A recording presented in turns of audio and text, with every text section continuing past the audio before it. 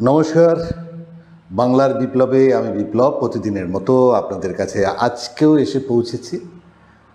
জানেনই দক্ষিণ চব্বিশ পরগনার হাল হাকিকত নিয়ে প্রত্যেক দিন আপনাদের সামনে আসি আমি বিপ্লব।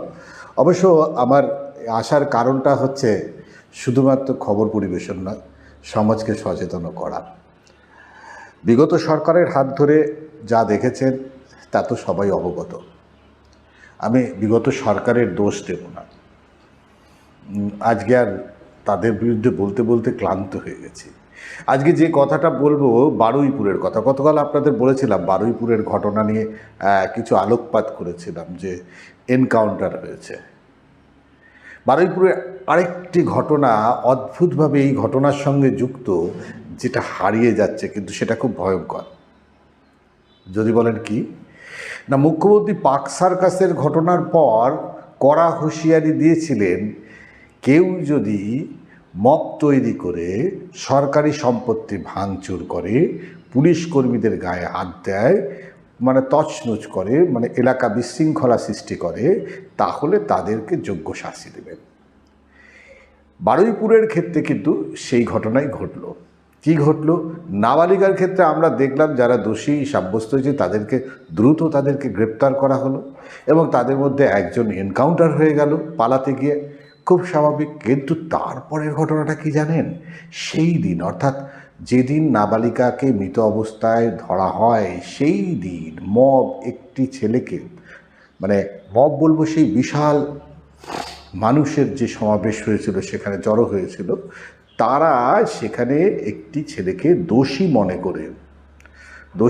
করে বা দোষী হতেও পারে, দোষী মনে করে তাকে গণপিটুনি দেয়। আর সেই গণপিটুনির জেরেই সেই ছেলেটির মৃত্যু হয়।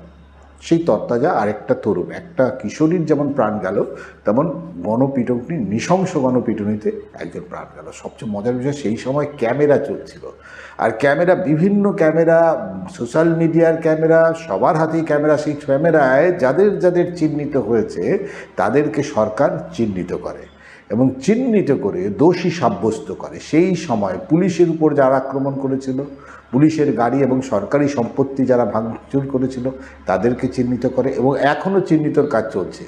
গতকাল তাদের যখন বারুইপুর আদালতে তোলা হয়, তাদেরকে 8 দিনের পিসি দেওয়া হয়েছে।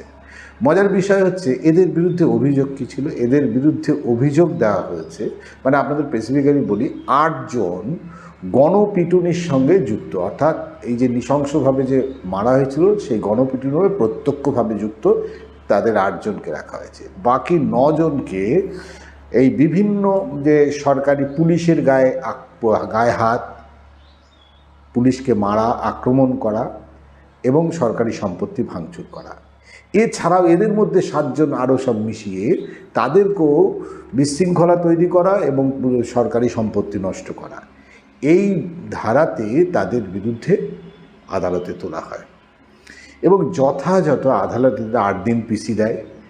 18 জনকে টোটাল ধরা হয়েছে, গতকাল থেকে 20 জন, কেন কোর্টে আমরা দেখলাম কোর্টের হিসাবে 18 জন। এই 18 জনের মধ্যে কালকে 18 জনের কিন্তু পিসি হয়েছে, অর্থাৎ পুলিশ কাস্টাডিতে তারা গেছে। এবার সেখানে জিজ্ঞাসাবাদ হবে। এরপরে যদি সত্যি প্রমাণিত হয়, আইনত যদি সত্যি প্রমাণিত হয়, তাহলে বুঝতে পারছেন,